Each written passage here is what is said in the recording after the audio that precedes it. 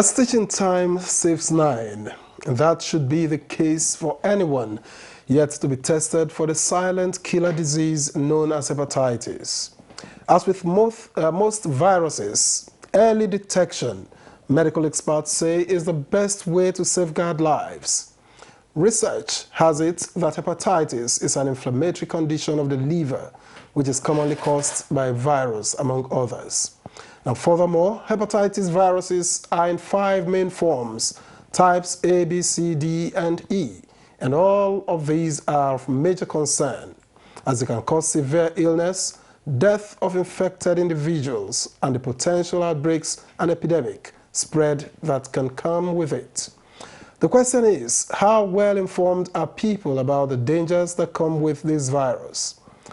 What should an individual do at the instance of contraction, and how can one be free of the infection against the background of the theme for the year 2020, Hepatitis-Free Future, with a strong focus on preventing hepatitis B among mothers and newborns as the world marks the day?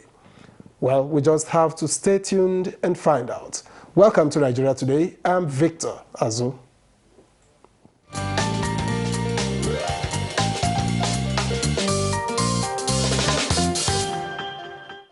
Now, joining me here in the studio to discuss containing hepatitis is Dr. Dave Uzochukwu.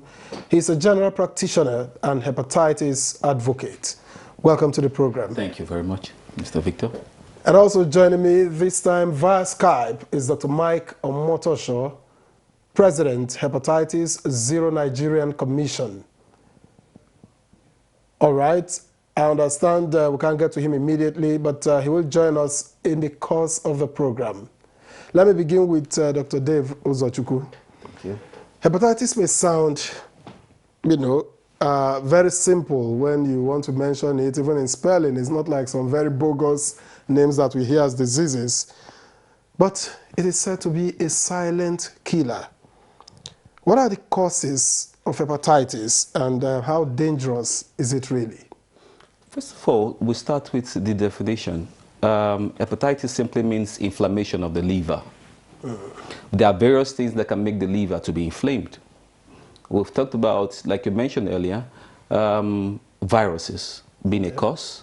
We also have drugs causing hepatitis. We also have alcohol causing hepatitis. When you say drug, how exactly do you mean? Just take drugs and then... No. There are some drugs that you abuse and you take in toxic doses, lethal doses, that can harm the liver. When I say hepatitis, hepatitis just simply means a swollen liver. So now, if we focus on our topic for today, which is viral causes of hepatitis, we have A, B, C, D, E. And in Nigeria today, hepatitis B and hepatitis C seem to be the burden of viral hepatitis that we suffer. And why they call it silent killer is because majority of people who get infected with this virus do not know that they've gotten infected with the virus. So it stays there for a long time and starts multiplying before it starts causing harm to the liver and the person in general. Now, it has been reported that globally, about 1.4 million lives are lost each year to the disease. How can this be explained? Well, for Nigeria, I can focus on Nigeria because of my place of practice. If you notice that a lot of people who suffer from liver disease or liver cancer, majority of them have been related to hepatitis. If you look at the young male adults who are suffering, people in their 30s, people in their 40s, who are suffering from liver cancer, you'll be wondering what's causing the liver cancer. If you trace, you will see that they had a family line, or maybe they have a history, maybe someone, maybe in their family, close contact who was positive, has passed it to the child, and now they've grown in their 30s, and they're coming down with liver cancer.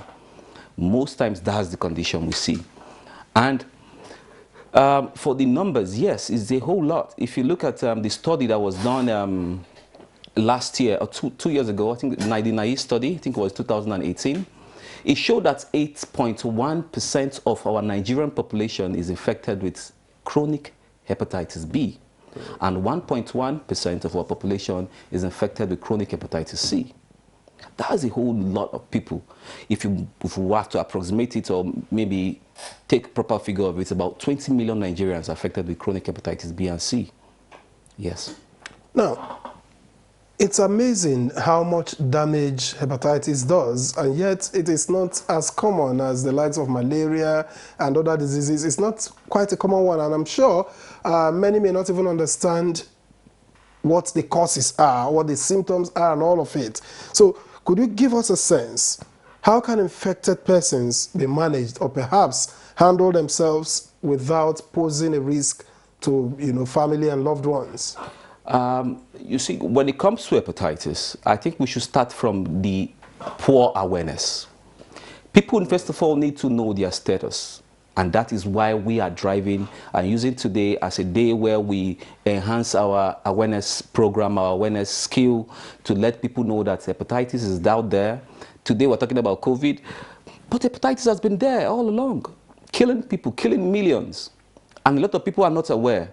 Some people, if their first time of having to do hepatitis screening, maybe they want to do premarital examination, or they want to go for job employment.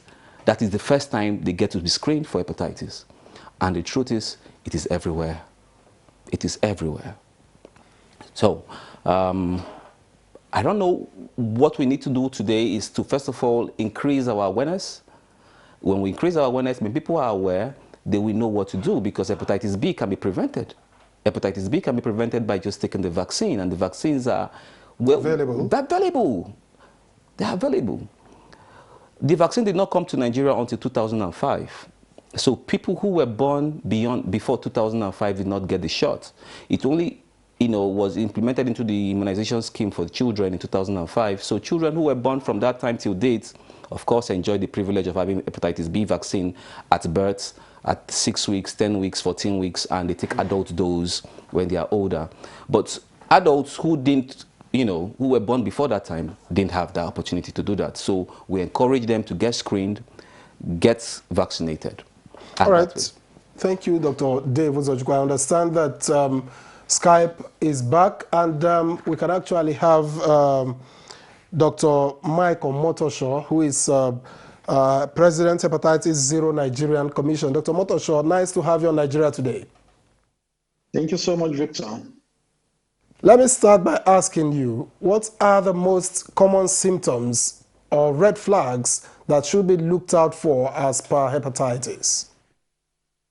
Well, that's actually what makes hepatitis very tricky. Most of the symptoms of hepatitis are regular symptoms that you will have normally, like fatigue, which is tiredness, nausea, or the actual vomiting itself. You may also have a pale stool, headache, weak joints, loss of appetite. And you'll agree with me that all of the symptoms are normal symptoms for regular ailments, even like malaria.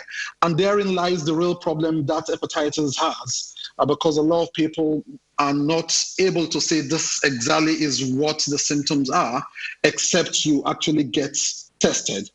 By the time you see some telltale signs like edema, which is some swelling of some parts of the body by accumulation of body fluids, or even jaundice, which is yellowing of the eyes or the skin, then if any of those two is actually caused by hepatitis, then at that stage the liver is almost gone. I must quickly add that the presence of edema or jaundice does not signify hepatitis, but it's important for people to understand that most of the symptoms of hepatitis are regular stuff that normally when you have malaria or so. So your best bet is actually to get tested. Unfortunately, there are tests for B and C, which are the most prevalent in our country today. Is there a differentiation between jaundice and hepatitis? Because they both may present with yellowing of the eyes, like you have said. Is it that each time you have jaundice, then you are likely to have hepatitis, or how does it work? No. Okay, maybe there was a loss in connection when I was explaining. The presence of jaundice does not indicate hepatitis. However, if you find that there's jaundice resulting from hepatitis, then it's very likely that the liver is almost damaged at that point in time. So beyond the presence of jaundice, it's hepatitis. The best form of confirmation for hepatitis is actually having a test done. And luckily these days, you can just have a test done in 5 to 10 minutes with just a single drop of your blood on the cassettes for both B and C. And they'll get to see within 5 to 10 minutes if you have hepatitis. In fact, there are also newer test kits where you can just just put in a drop of your saliva in the cassette, and then it will also tell you if you're positive or negative for hepatitis, which is totally non-invasive because a few people do not like being pricked. But the truth is, I mean, the tiny pain you will get from being pricked is a lot easier than not knowing your status, because we do have over 20 million Nigerians walking around without knowing their status, already carrying the virus, ready to infect people, infecting people, and they will, including their loved ones, if they do not know their status. All right. Thank you very much, Dr. Motoshaw. Let me come back to the studio here. Dr. Uzochukwu. Yes. It's World Hepatitis Day. How well would you say that the populace is informed about this silent killer, as they call it? It's a painful experience worldwide, globally today, because of the pandemic. Because on a normal day, we would have marched out and demonstrated on the streets, letting people know, sharing flyers, and creating awareness in our own ways. From the Ministry of Health, I can remember last year we did a whole lot. We went to Maraba, we went to different centers to screen a lot of people, community, and get some vaccinated as well. But this year we are, constrained because of the, social distancing in implementation. So we cannot have people gather together in large amounts to get screened. But thank God for social media. And thank God for all we are doing right now. We're also creating awareness. All right. I think it's time for us to pause. Let's take a break. As a follow-up to what Dr. Uzochukwu has said, let's actually find out from the streets how much the people know about hepatitis. Stay with us.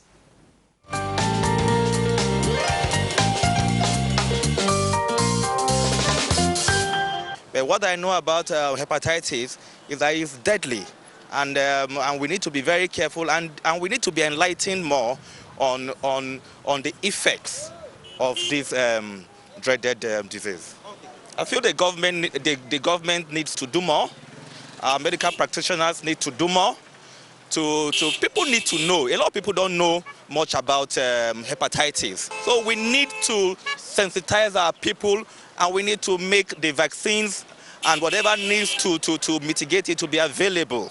Many diseases in Nigeria, many of us don't know that we have this disease. But the main thing is for the testing to be done, adequate information for testing to be done, so that for people will know if they are carriers of these diseases and how it can be transmitted. Checking yourself, knowing the level of whether you are positive or negative, then how to prevent yourself from contacting it, that it can contact from one person to another. So especially via saliva, and sometimes I think they are detected whether through sexual transmission. We should not wait until trouble overwhelms us before we start doing anything. What should be done is that people need to abstain from sex, and if they're not married, and if they must use protection. Don't share sharp objects with people. Don't share towels with people. Don't share clothing with people. Let's stay safe. But generally, in our health, we want the government to step up.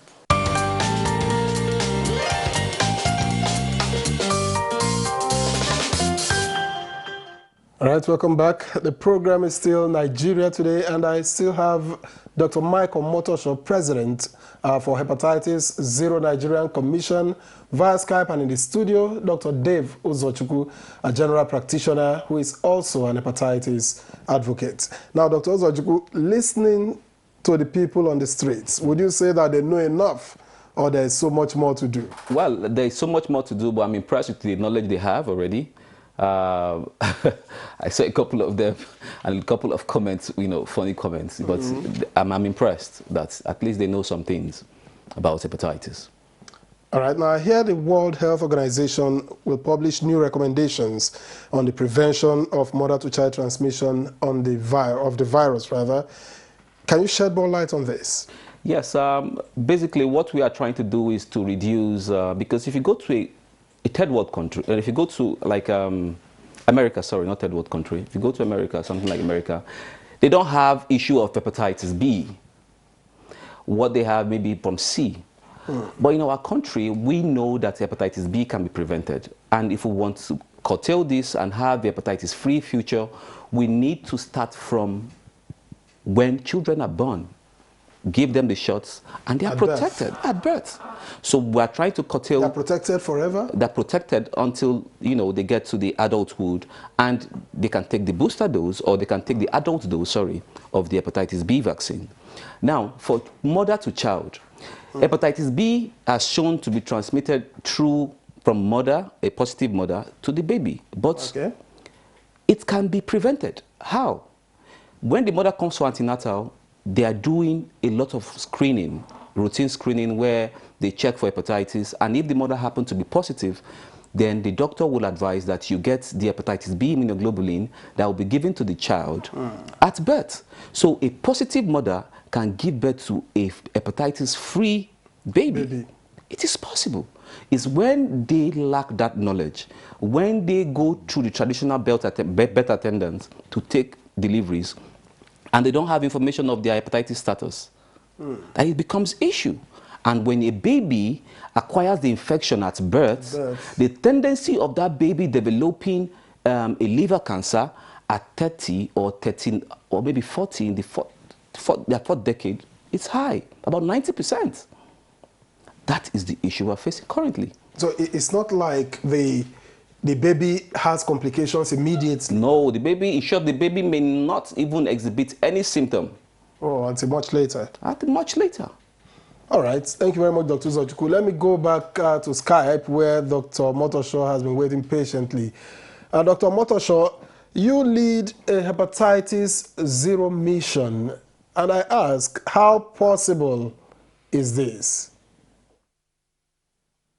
Well, with less than 10 years to the United Nations SDG target 3.3 of halting the transmission of hepatitis globally, unfortunately, just 12 countries of the world are on track to meeting this target. Nigeria is not one of those 12 countries, and that's why we've taken it upon as unwell-meaning Nigerians to see what can be done to first create awareness. I tie very well into what Dr. Uzochukwu said. People need to be aware. Awareness is actually the very first set of one of the 4 key components of hepatitis zero's strategy. You see, and that's why we tell people we need to get talking, because it's when you create awareness that people get to know. And it is from knowing that they can now go to check their status. And you see, once they check their status, only 2 things can happen. Sorry, 1 of 2 things. It's either they're positive or they're negative. So if they're negative, for B, for instance, then they're very lucky. They'll just immediately start the vaccines. They'll take the first dose, 30 to 45 days later, they take the second dose, and within 6 months, they take the third dose, and they're covered for like 30 years or even for hepatitis C, they will be able to get counseling. You talk to them on how to prevent it, what they need to do, what to look out for, and how to even protect themselves and their loved ones. Now, if they happen to be positive for C, it's also not a death sentence. They will do further tests, and there's treatment that actually leads to permanent cure. within 45 to 90 days. If it's positive for B, for instance, then they will have to be managed for life until, if anything happens, and their body can auto-resolve. But besides that, we need our people to understand that hepatitis B or C is actually not a death sentence. Even though hepatitis is a silent killer, it afflicts almost 500 million people globally, and about 1.4 million people die every year from hepatitis and hepatitis-related illness. Data, WHO data, and if you break down that 1.4 million, you will see it comes to about 4,000 people dying every day, most of them needlessly. So for us, it starts from talking about it, creating awareness. So we need to get talking. After talking, we need to get tested. After that, we need to get vaccinated or get treated. So those are the 4 strategies that we're using in hepatitis 0 so that we can have an hepatitis-free future come 2030. Stay with you, Dr. Motosho. How accessible is screening and treatment of hepatitis, especially in public health facilities?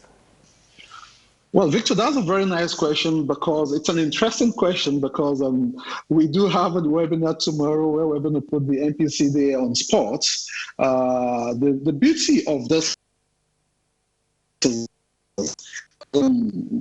David said earlier, vaccines are available, hepatitis B vaccines are available for children in participating public healthcare facilities. Now, even though the vaccines has been available for like 10 years, it actually kicked off in the last 7 to 8 years, meaning any child born in the last 7 to 8 years has access. Now, there's a difference between access and actually enjoying the facility, because we still have local data showing that about 54% of our mothers still do not complete all the 3 doses of the vaccines needed to protect their babies, meaning just about 46% of our mothers go through the 3 full dose, the 3 full course. What we're looking for and advocating for is a situation where all the populace from those age 10 upwards, to my generation, to your generation, my generation, and even those older. And that is where hepatitis 0 and some of our partners come in. Hepatitis 0 is able to make both hepatitis B and hepatitis C vaccines available, test kits available free of charge. And a lot of pharmaceutical companies also do the same. They make it available free of charge. But my grouse is, when you make the test kits available free of charge, yes, those that have C may benefit, and the prevalence in Nigeria is about 2.2%. But then what happens to B? You say, because once you're negative for B and you go home and come back, you cannot take the vaccine. You've got to do the test again. So that results in wastage, especially in a community like Nigeria, where a vast population live on less than $2 a day. So we need to be able to use this. On the average, these vaccines. All right, Dr. Michael Motosho, President, Hepatitis Zero Nigerian Commission.